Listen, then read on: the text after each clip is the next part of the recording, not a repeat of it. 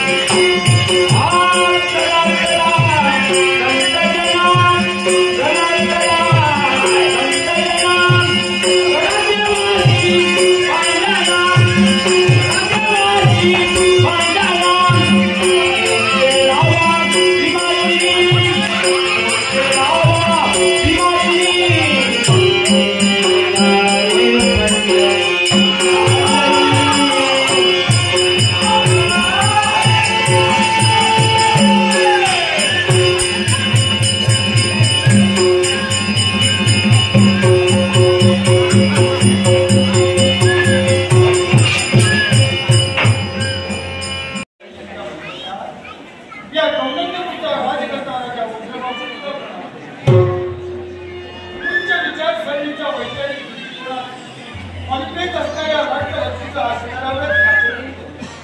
निवडणूक भरण्यातही यशोवंतरावर राष्ट्रोत्थान विरोधात राष्ट्रोत्थान हा त्रिवेणी संगम गडावर ब्रह्मप्राप्तेन संस्कारम सत्धर्म सच्चिन सद्वर्त आदर्श सत्ता सत्याचा नियमितपणा नियमाचा निष्ठावर अंधपणाचं साधू मुनी वेदवेत्ते ब्राह्मणांचा आणि कोणाच्या ही गुणवत्ता ज्याच्यामध्ये असेल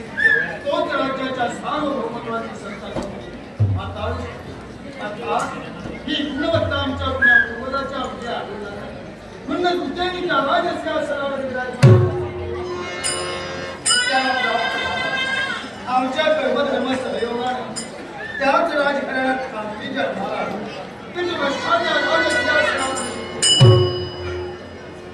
लेखणी अंकुश लगावी राजकारणाची साम दाम दंड आणि भेद या चतुसूत्रीच्या 4 पायऱ्यांचा उपयोग प्रजाजनांना योग्य तो न्याय देण्यासाठी आम्ही सिद्ध पण आमच्या पक्षात या राजसिंहासनावर विराजमान आम्हाला पुत्र संतान नाही पण समाजाला दिवसापासून आजपर्यंत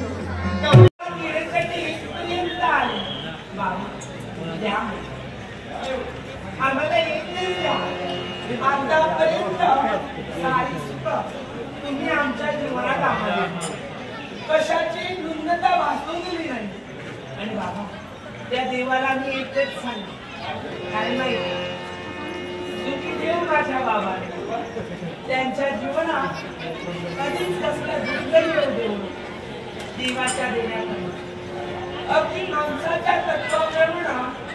परमेश्वरानं मनुष्य रूपानं पुरुष तत्व निर्माण केलं आणि त्या माईनं विश्वासाठी जन्म घेतला एकच तुमच्या चरणी प्रार्थना आणि ती प्रार्थना कोणती असेल देवाची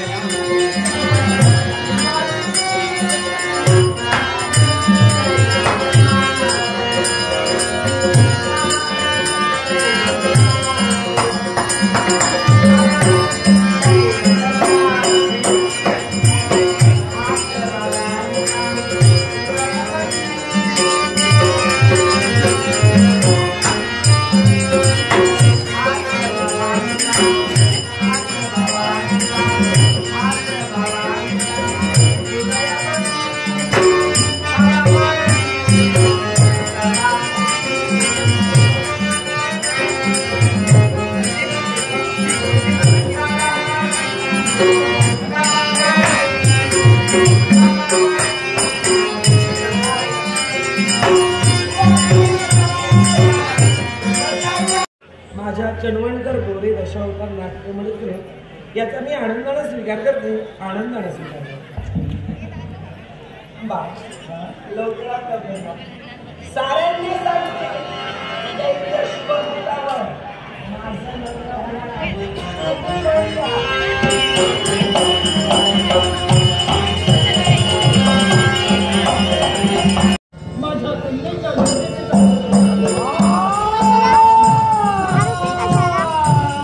तळी घेऊन येते ना तिला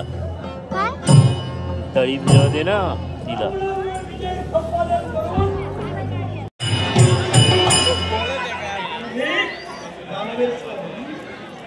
त्याग करण्याचा त्याग करण्या मृत्यूमध्ये आला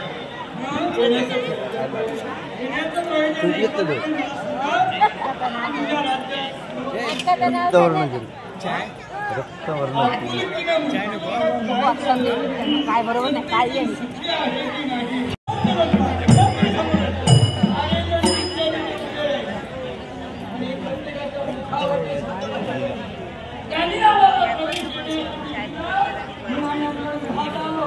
आपला राज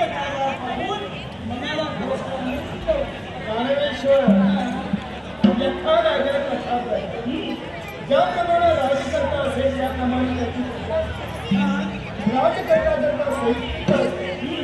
राज्यकर्ता आदर्श असेल तर प्रजा सुद्धा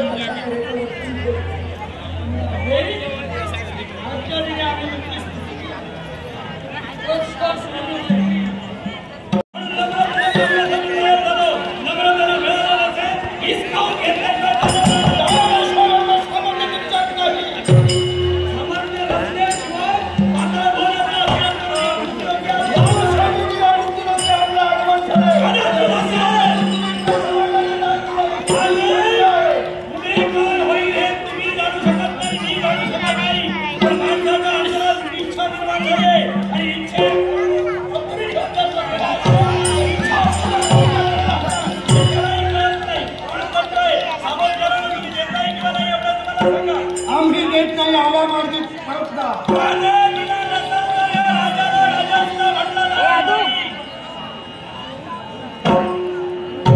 मी राज्यकर्ता आहे मी तुमचा आज्ञांकित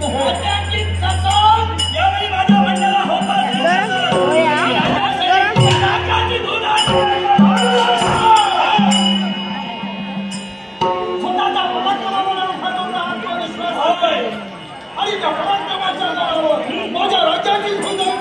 माझ्या खंडराज्याचा विचार तुमच्या असते पण तोपर्यंत माझ्या मानवीकरण करण्यात आले माझी ही नक्की संस्कार आहे तोपर्यंत तुम्हाला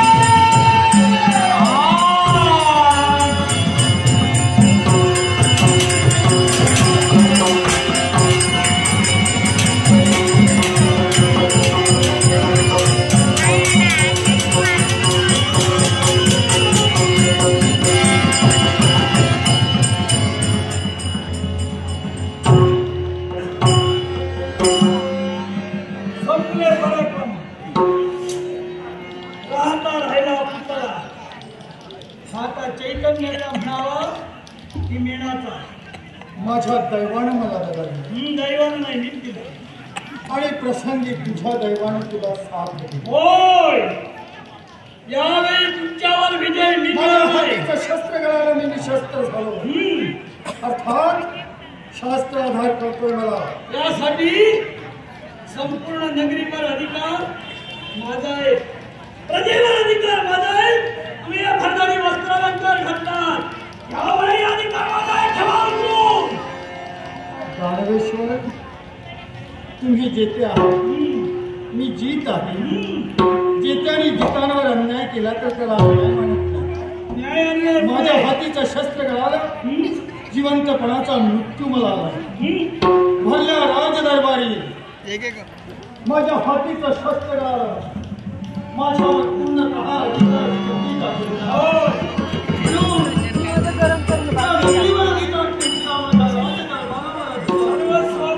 अंगावर असणारी ही राजवस्त्री या राजवस्त्रावर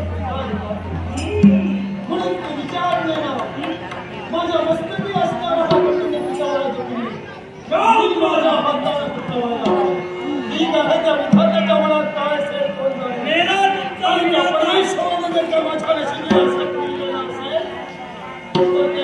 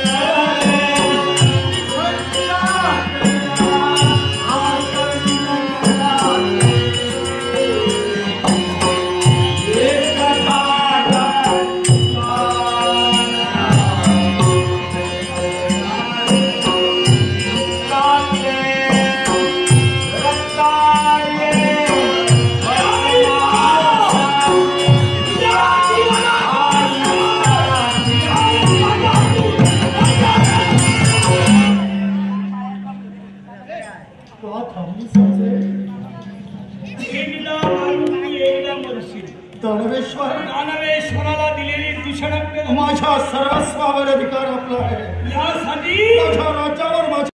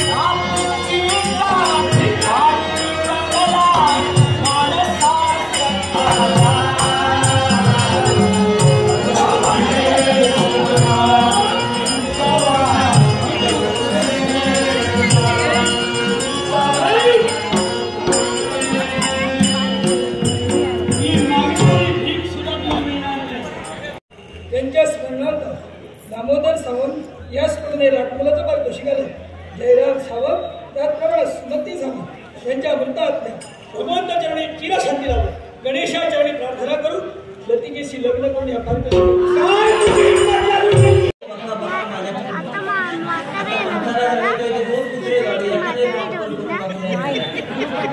अवस्था माझी झाली जन्मा होते तेव्हा खूप बोला होते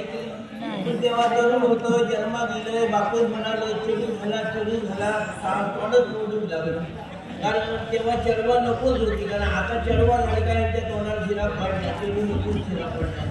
सगळ्यांना होय झील आता एवढं कमेसारखे होईल अरे ह्याच्यासाठी पोरा होईल जन्मा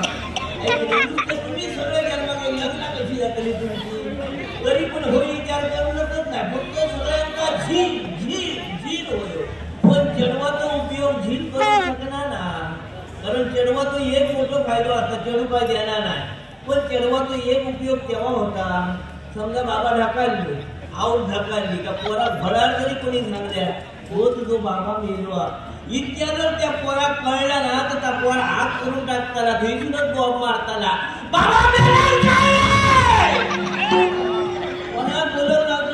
सगळे आजूबाजूचे कोयते कुराडी का आकाशता घेऊन आपण मला जवळ घातले ह्या पोरात टाका आणि जिल्ह्याला सांगलं रे घराकडे बाबा ढकालले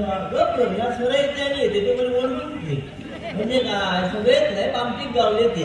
पण तसा नाही आता माझा काय झाला मी जसं वाढायला लागले तसं माझं बापू झोपाक तयार नाही किती झोपाक तयार नाही तर आताशी पोरा याच वाढण्याला पोर घरात ठेवता म्हणजे घराला आपण म्हणाले धुळीची गरज नाही आणि तसाच झाला अगदी मी वाढणारा पोर जेव्हा घरात राहिलो तेव्हा 10 ते 50 झाले येऊन हुंगऱ्याची मात्र भरावी लागली माझ्या बापाची कामात शोधून जाऊची गरज नाही तो विचारलो काम काय असा काय रे काम काय असा काय रे असा विचारलो तेव्हा बापासून टकली झालेल्या आता ह्या पोरात ठेवायचा ना या लाटून टाकायचा पण माझ्या लग्नाचा ठरवल्या आता लगीन करताना पुढारी मजबूत लागता पुढारी बरोबर नाही तर लग्नात घरातच नाही माझा पुढारपण केलेली गणेश बुवानी गणेश पांचाळ बुवा त्यांनी हल्ल्याने एक आणि बाबांचा माझ्या बाबाचा आणि त्याचा खूप बना होता ऐकलं आणि त्यांनी सांगला रे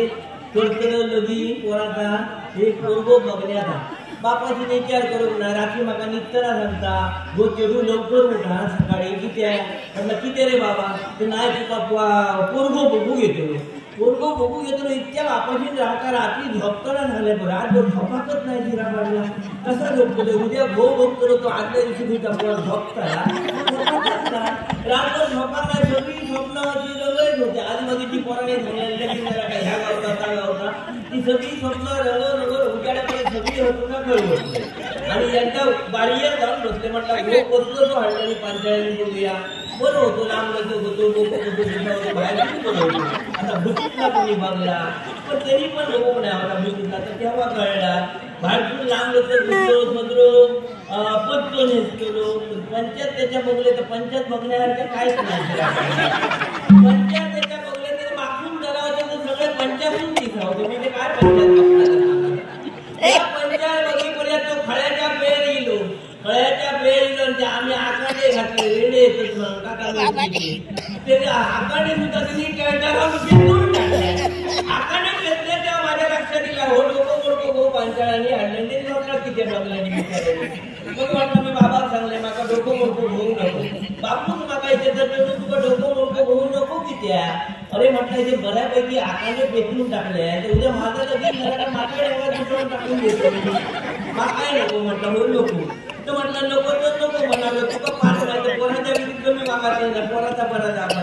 तो म्हणालो इल्लो अशा जेवण तरी घा जेवण जाऊ दे ना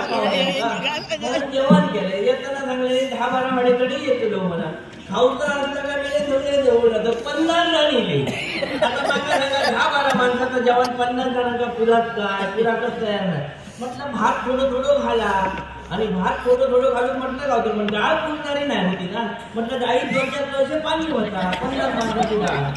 केलेली 50 माणसाची डाळ केली वाढताना पण झालं माणसात कमी पडावी लागली माणसं कमी पडायला म्हटलं नवऱ्या मुलीला घरी बसवा बाकीच्या मुलाचे गोल पौष्टिक बसवा आणि डाळ जी केला ती नवऱ्या मुलाच्या पानावर होता म्हणजे सगळ्यांच्या पानावर होती 4 वर्ष होती डाळ थांबतली का आपण म्हणा सगळ्यांच्या पानात गेली आणि त्याच्यात गावकार जोडून म्हणले गारा नाही की त्या पोराचं लग्न बरा जाऊ आणि त्यांचं काय होता जेवणाबरोबर तिखट काहीतरी वेळा ते ओले मिरची मेल्याने खाल्याने पत्राळ होतो आणि ते मिरची खाल्याने जाग्यामध्ये ईद गाळले ते आणि त्याच्यात धावला म्हणजे एक आग्रह केल्याने एक ती दोन खा त्यांनी बिचाऱ्याने पत्रावळ करून खाल्या आणि मग हे बघलंय तर पाठार बसले तर आम्ही रांगोळी घालून ना यांनी जबर रांगोळी घातल्या अशी अवस्था नाही मग म्हटलं ह्याका आधी घरात धुवून हाडा एका धुवून हाडल्याने त्याचा परत फाटार बसलेल्याने फाटार बसतो तो होतो का माझ्याकडे बघू लागलो कारण देखनाच तसा होता त्यांना सांगितलं तुमचा पण उघडा पडला असता तुम्हाला इतके देखना होते आता या खताचा खातो ना खत आमचा होता आम्हाला ऐकलं म्हणा ही अवस्था अशी झाली आणि देखना असल्यामुळे काय झालं आपलं कसं बघू लागलो माझ्याकडे थोडं वेळ गेलो आणि बोलले तर पंच हलवलं कोणतं झाडता गेल्या तर आम्ही घर सारवलेल्या खळ्यात त्याला देव घातला छानात खेळ होतो ढेप होतो गेलो त्याच्याने असतो ना काम जाग्यावर गेलो काही वेळ यायचा आपलं काम सुरू केलं बोल लागला गेलो बाबा वाटता तर तो ढेपून येत ना त्या तुशीनी त्याला बोल लागला गेलो माराच्या मुळात आणि बाहेर बाहेर झालं तो गेलो मग आता दुसरं हाडतेलो कोण एक मोडलो दुसरं हाडल्या आमच्या संदीप लेखी हाडल्या तो बरं हाडल्या तर तो मला काय नाही गुळगुळीत होता सगळ्यांना पण कोणाला याद लक्षात ठेवा तुमचा जर घो येलो तर करून तो असलो तो टकलेर केस नसलोच करायचं की त्याच्या विचारात कोणी विचारणार नाही टकलेर केस नसलो घो कोणा नको म्हणतं पण जुनी लोक तेव्हा सांगत टकलेर केस नसलो घो भाग्यवान असतात आणि त्याच्यामुळे बरेचसे फायदे आपल्या घरात मिळते ते आता फायदे कसले मागा सांगा टकलेर केस नसलो घो केला तर घरात पाणी कमी लागतं गेलो का घासलं वाटलं दुसरं फायदे बसलो समजा दिवसभर बाहेर म्हणून घरात काम करतात आता वेळ झाल्यावर काही साधन नसतात मग टकलेर केस नसलो घो घरात आता वेळ झाल्यावर साधन कोण वर त्याला घ्यायचा घासून बसायचा त्याचा दुसरं फायदा आणि तिसरं फायदे बसलो लगीन झाला काय पोराही राहतली आणि पोरा झाली तर आता ही पोराची घसरगुंडी होत ना आई बाबा घसरगुंडी तर लगीन झालेली पोरा झाली तर त्यांना घसरगुंडी होईल मग आता मला सांगत टकलेर केस नसलो घरात आता घसरगुंडी खेळा पोरांना बाहेर जायची गरज नाही बाकी बसते होतो का पोरांना त्याला बसत राहायची आणि चौथा फायदा म्हणजे पाठ नाही गेलो कपडे लागतो मी विचार केले म्हणजे ह्याच्या तोंडा लगीन करतो लग्नाचा ठरला पण मी विचार करतो गेलो समजा आजूबाजू मी पाया पडात गेले तर लोक काय म्हणते काय बोलतो तो पाळू कासव हाडलं म्हणा तो मोडून घातले तो हाडल्याने तो बरं होतो पण शिरा पडले तो गो हाडल्याने ती बघले तर काका मेथी हाडल्या पण त्याला नीट खूप होती नीट म्हणजे कशी बसतो काय भराकच लागला वाय जरा डोळा लागलं तर डोळ्याची झोप होती डोळे उलटे ठेवायचं घोरायचं आणि एक दिवशी काय झाला मी भरपूर झोपलो मग काय काढलं ना मी हो करून हात मारते हलाक तयार नाही माका वाटलं हो गेलो काय डोळे उघडे होते काढला मी आरड मारले सगळे आजूबाजूचे जवळ झाले त्यांनी सगळी तयारी केलेली मसनात घेऊन गेले धरण काढले सरकार ठेवलेली आणि जशी आग पेटलेली मुळात तसं ह्याका जागी हो उडी मारून बघता म्हटलं आता नको माका हो म्हटलं अर्धवट जळलेलो घराकडे येईल तर माका खातो म्हटलं हो जेवतो नाही एका माका काढले उठून टाकला आणि तिथून लगीन तो माझा त्याच्या मठाला रोज गेलो मी एकटा पडलो आणि आता मला आजारपणात जगाच्या पाठीवर सगळ्यांची कामा करतो आता ही कामा करून जीव हैराण झालो आता कामा करून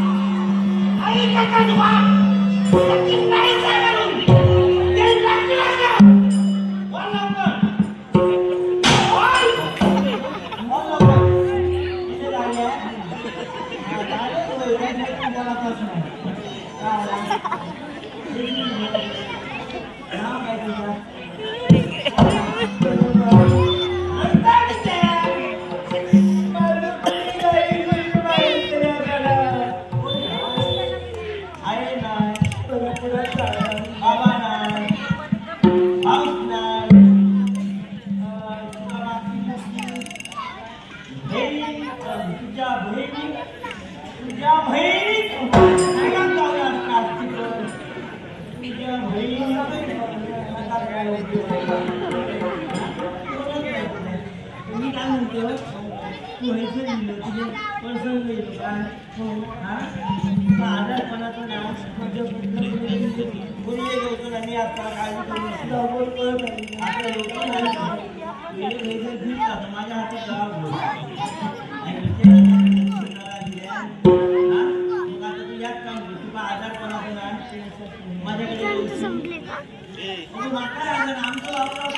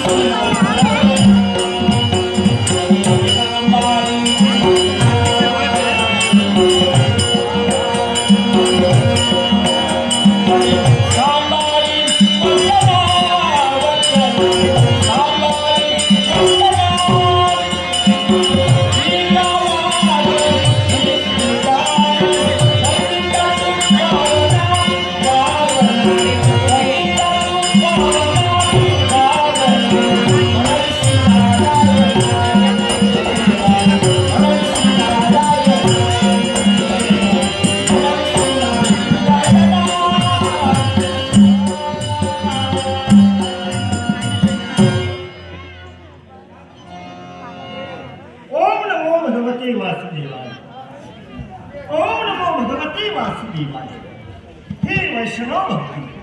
आणि या वैष्णव भक्तीचा अपूर्व असा कलेचा प्रभाव या वैकुंठाच्या ठिकाणी तिकडे तिकडे बोलले प्रत्येक भक्ताकडे एक निष्ठतेने आणि स्वार्थपणाने आमची भक्ती करते आणि त्याच भक्तीचं श्रेय आज आम्हाला मिळतात खरं समाधान ज्या भक्ताने भक्ती करावी आणि त्याच भक्तीचं मौन आम्ही देवताने गायलं रजस्तमस अर्थात ब्रह्मा विष्णू आणि महेश ब्रह्मानं जगताची उत्पत्ती करावी विष्णूनं त्याचं पालन पोषण करावं आणि देवाची कथा देवतांची शंभू मारली असे आम्ही 3 देवते या विश्वाचं राजमार्ग पाहतोय ज्या ज्या भक्ताने आमची एकनिष्ठतेने स्वार्थपणाने भक्ती केली त्याच्या भक्ताला